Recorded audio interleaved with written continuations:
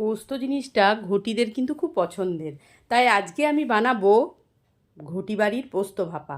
কি করব, প্রথমে একটা টিফিন কৌটোর মধ্যে পোস্তটা আমি যে বেটেছি সেটা আমি ওর মধ্যে প্রথমে দিয়ে দেব।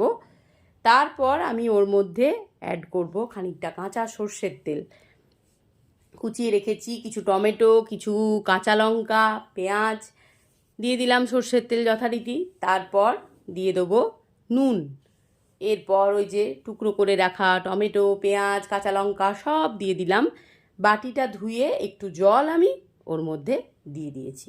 এবার ভালো করে চামচের সাহায্যে এটাকে মিশিয়ে নিচ্ছি।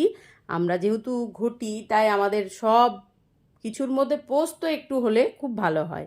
এবার চামচের করে মিশিয়ে নিয়ে কড়াই বসিয়ে দিয়েছি গ্যাসে। কড়াইয়ের মধ্যে পোস্তটা বাটিটাকে বসিয়ে দিলাম। এবার 10 মিনিট পর ঢাকনা খুলে তৈরি হয়ে গেল ঘটি বাড়ির পোস্ত ভাপা। তো কেমন লাগলো বন্ধুরা জানাবেন।